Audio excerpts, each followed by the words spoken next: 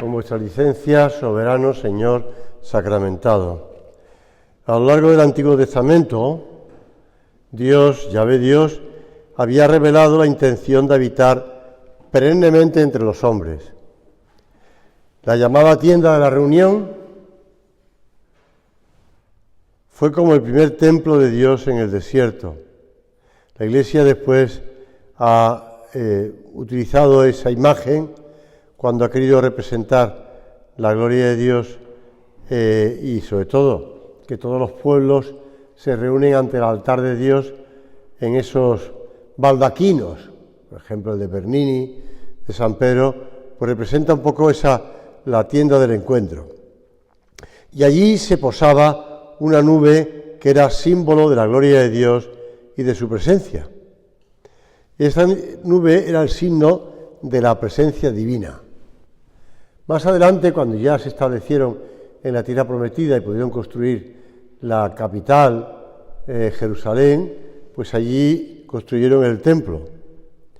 Y el templo sería el lugar en el que los israelitas encontraban a Dios, el lugar que añoraban en el desierto, camino de ese lugar, y después lo recordaban con los cantos de alegría y de alabanza cuando alaban en los salmos: qué deseables son tus moradas, Señor de los ejércitos. Mi alma se consume y anhela los atrios del Señor.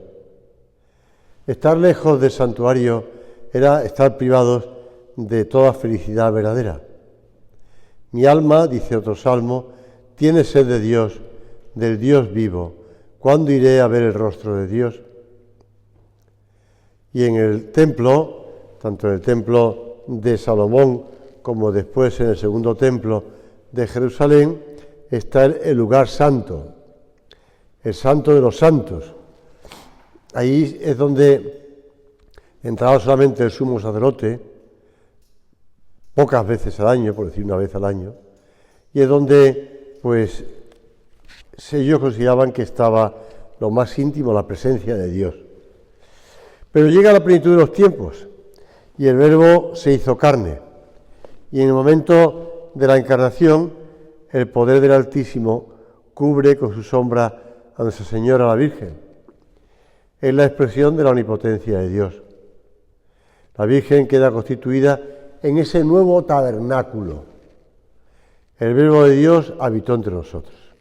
Repetimos todos los días en el Ángelus. La palabra griega que emplea San Juan, correspondiente a habitar, significa etimológicamente plantar la tienda de campaña, y de ahí habitar en un lugar. Por eso cuando uno lee en las Sagradas Escrituras tanto la salida de Egipto, en el que Moisés se encontraba con el Señor en la tienda del encuentro, y cuando había ese encuentro la nube se posaba sobre la tienda. En multitud de pasajes del Antiguo Testamento se anuncia que Dios habitará en medio de su pueblo. Cuando el pueblo de Israel iba a luchar por la conquista de la tierra prometida, o cuando iba a defenderse de los que querían echarle o convertirles a ellos en esclavos, pues llevaban en medio del ejército, llevaban consigo, sostenidos por los sacerdotes, pues el arca de la alianza. Y eso manifestaba la presencia de Dios en medio del pueblo que estaba combatiendo. Señor, tú eres el Emmanuel, el Dios con nosotros. Ese Emmanuel, Dios con nosotros, que habita en medio de nosotros. Es el Hijo de Dios encarnado entre los hombres. Y desde entonces podemos decir con total exactitud que Dios habita entre nosotros. Cada día podemos estar junto a Él, en una cercanía como jamás hombre alguno pudo soñar. Qué cerca estamos ahora del Señor. Dios está con nosotros. No es irrelevante que el Verbo encarnado haya venido al mundo en el seno de una familia. Por eso la presencia de Dios en una familia es para nosotros guía. ¿De dónde hemos de encontrar a Dios? Por supuesto que lo encontramos en la presencia real de la Eucaristía. Pero esa presencia real de Cristo en la Eucaristía viene para nosotros en la familia. La gran familia de los hijos de Dios, que es la Iglesia, pero también en vuestras familias, en la familia de cada uno. No olviden nunca que Dios ha querido habitar en nosotros y habitar con nosotros a semejanza de lo que es Él. Y Dios, uno y trino, es familia. Es familia. Estos días pasados he estado leyendo algunos libros sobre el matrimonio, sobre el amor en el matrimonio, y en muchos de ellos aparece esta expresión. La Santísima Trinidad es familia, y la familia humana es reflejo de la familia de Dios. Los israelitas decían que Dios estaba con ellos. Ahora lo podemos decir de modo exacto, como cuando afirmamos que algo que apreciamos con los sentidos está más cerca o más lejos de donde nos encontramos. Efectivamente, Cristo caminaba, se acercaba a una ciudad, salía para predicar a otros lugares, y cuando acabó estas parábolas partió de allí, dice San Mateo. Dios abandonó aquel lugar para encontrarse con otras gentes. El sacerdote consagra en la Santa Misa, nos trae a Cristo, Dios y hombre, al altar donde antes no estaba con su santísima humanidad. Es una presencia especial que solo se da en la Eucaristía y que se continúa mientras duran las especies en el sagrario, en ese tabernáculo de la nueva alianza que es cada uno de los sagrarios. Y esta presencia afecta de modo directo al cuerpo de Cristo e indirectamente a la Trinidad, porque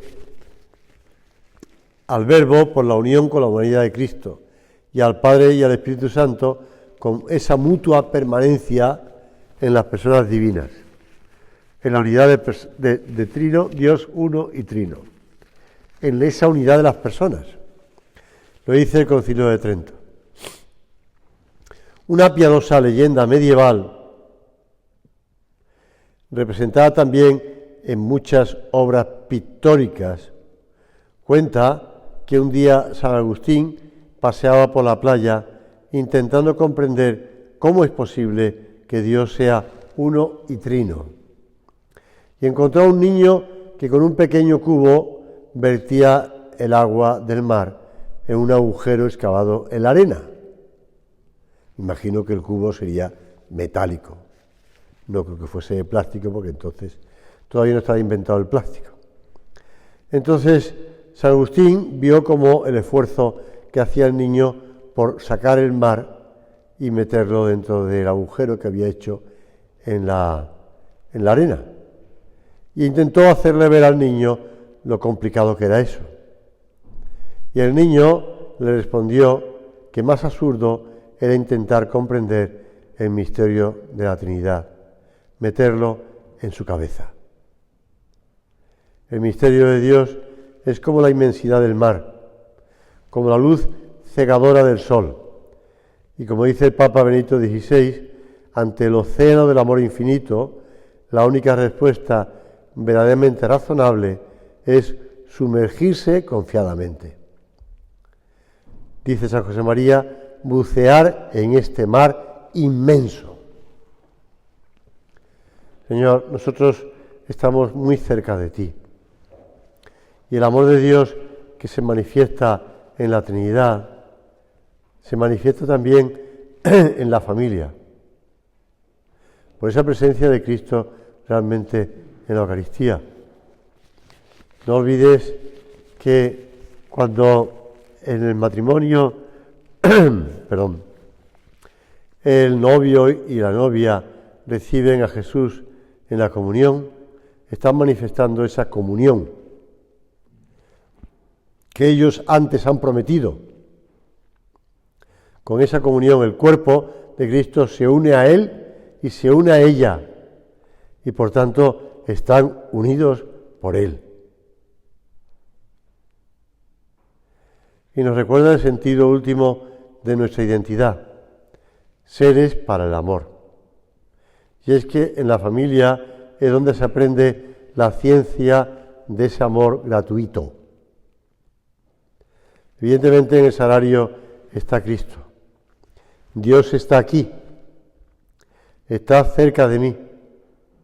Y yo creo, Señor, firmemente que estás aquí, que me ves, que me oyes. El magisterio de la Iglesia, saliendo al paso de los diversos errores, ha recordado y precisado el alcance de esta presencia eucarística.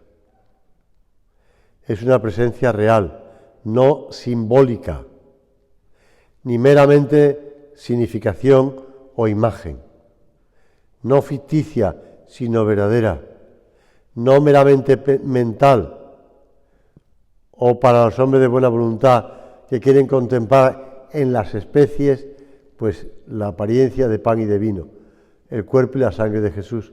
No. Realmente Cristo está presente. El otro día en este oratorio le recordaba a los niños de sexto que el día 1 de julio el Papa va a canonizar a un chico un poquitín mayor que ellos, a Carlo Acutis. Ese chico italiano, italiano, que construyó, bueno, o si quieres, diseñó, pues una página web donde recogía los distintos milagros eucarísticos que se han producido a lo largo de los siglos.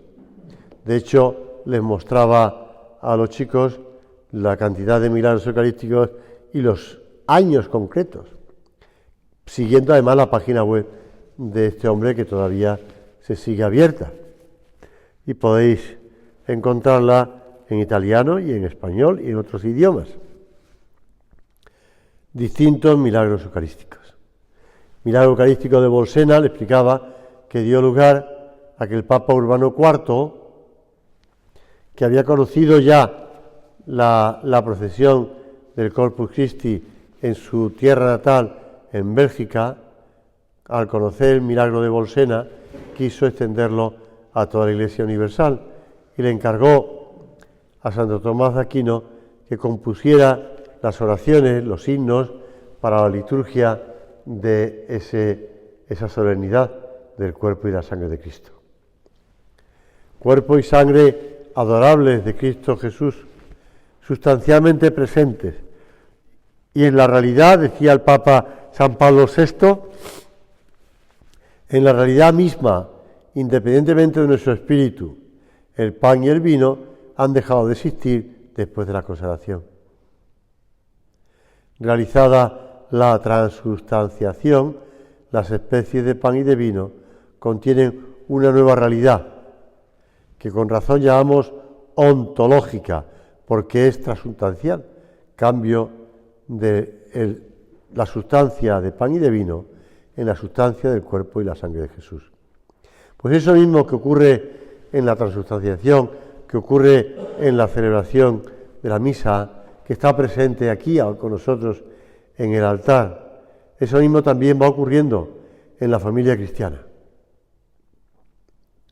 La familia cristiana que se va convirtiendo por esa comunión, por esa común unión entre los padres y entre los padres y los hijos, pues esa unión se va transformando, se va divinizando.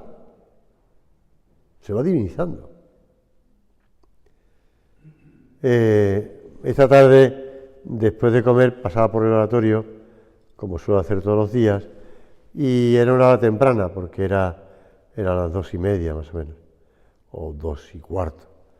Y entonces estaba yo haciendo la visita al Santísimo y estaba contemplando los chicos que estaban delante, estaban en los bancos anteriores a mí, porque como sabes, vienen espontáneamente a hacer visitas al Santísimo.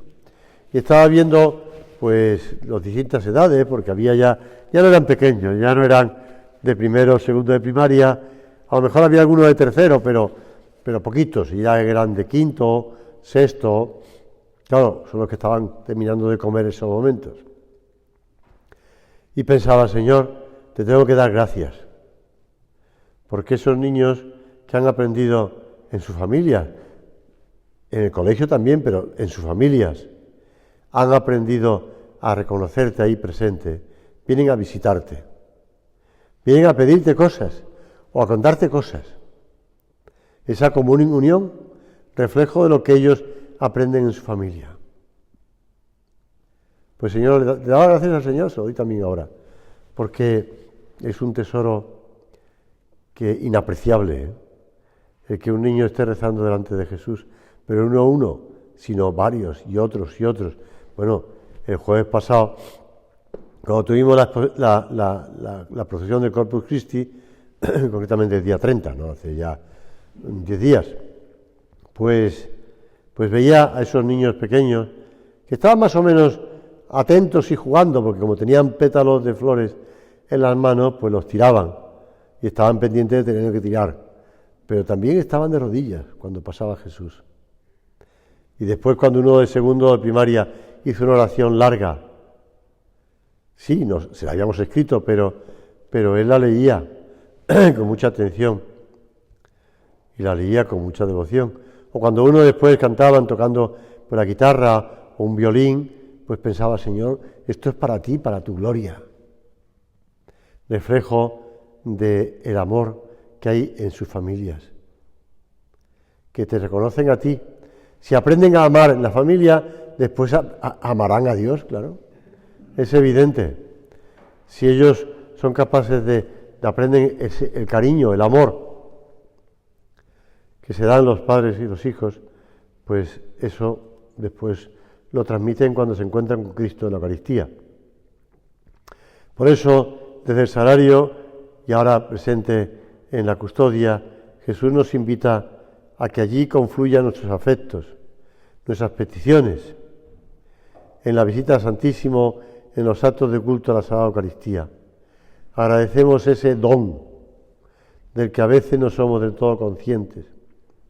Y allí vamos a buscar fuerzas, a decirle a Jesús lo mucho que le echamos de menos, lo mucho que le necesitamos, pues la Eucaristía es conservada en los templos y oratorios como el centro espiritual de la comunidad parroquial, más aún de la Iglesia universal y de toda la humanidad, puesto que bajo el velo de las sagradas especies contiene a Cristo, cabeza invisible de la Iglesia, Redentor del mundo, y también centro espiritual de la familia. A imagen del hogar de Nazaret, donde estaban Jesús, María y José, una familia despliega su verdad, lo que es si está centrada en Jesús. Ha sido constante la práctica de la Iglesia de adorar a Cristo presente en el tabernáculo. Si los israelitas tenían tanta reverencia por aquella tienda del encuentro en el desierto y más tarde por el templo de Jerusalén, cuando, por ejemplo, María y José en peregrinación llevaron a Jesús con 12 años al templo, pues reflejo de eso, las familias cristianas llevan al templo a sus hijos, van ellos y lo llevan ellos.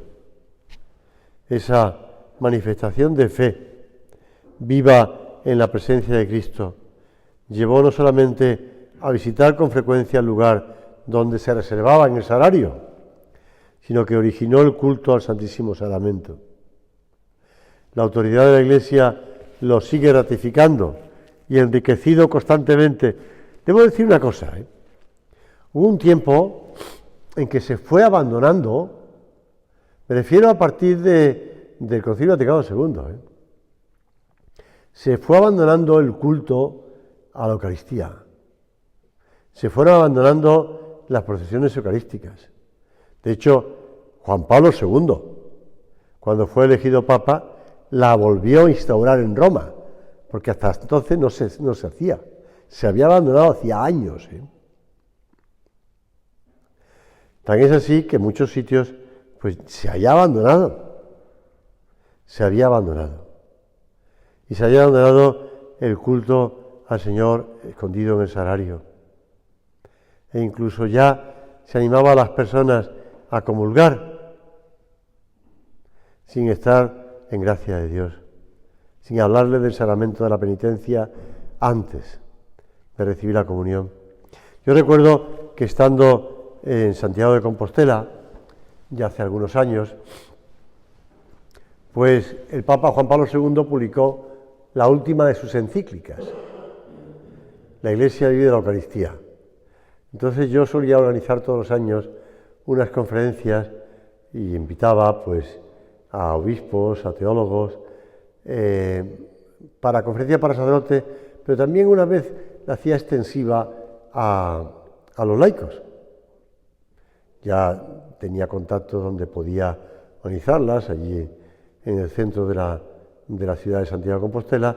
Y bueno, recuerdo una vez que uno de los sacerdotes teólogos que invité a hablar, porque eran comentando esta encíclica, por eso te lo digo, esta encíclica. Me acuerdo que el segundo año, pues era muy larga la encíclica, pues lo hice en 2 años.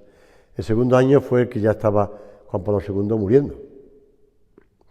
Pues recuerdo que uno de los sacerdotes de la archidiócesis de Santiago de Compostela contaba que él, cuando profesor de la universidad allí del Instituto Teológico Compostelano, pero también párroco en algunas parroquias alrededor de Santiago, cuando estaba en una de esas parroquias pequeñas, pues quiso tener adoración con el Santísimo y los puso en la custodia.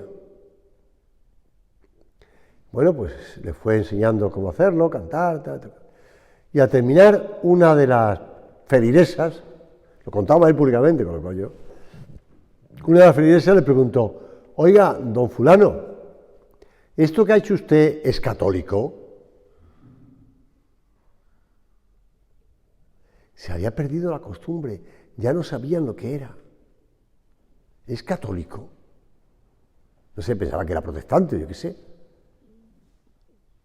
Pues sí, es triste, pero la realidad es que el magisterio de la Iglesia sigue reafirmando: Jesús está en la Eucaristía, Jesús sacramentado. Junto al sagrario aprendemos a amar, y allí encontramos la fuerza necesaria para ser fieles, el consuelo en momentos de dolor. Él nos espera siempre y se alegra cuando estamos junto a Él. En el sagrario Jesús espera a los hombres maltratados tantas veces por las asperezas de la vida. Los conforta con el calor de su comprensión y de su amor. Junto al sagrario cobran diariamente su más plena actualidad aquellas palabras del Señor: venid a mí todos los que andáis cansados y fatigados, que yo os aliviaré. No dejemos de visitarlo, no dejemos de apoyarnos en Él para seguir llevando el amor a nuestras familias. No dejemos, Él nos espera y son muchos los bienes que nos tiene reservados. San José María le gustaba imaginar y pensar y creer que Jesús no está solo en el sagrario. Si le acompañaban durante su vida en la tierra, pues su madre y San José, pues también en todos los sagrarios del mundo le acompañan San José y María. Te doy gracias, Dios mío, por los buenos propósitos, afectos e inspiraciones que me has comunicado en esta meditación. Te pido ayuda para ponerlos por obra. Madre mía Inmaculada, San José, mi Padre y Señor, Ángel de mi guarda, interceded por mí.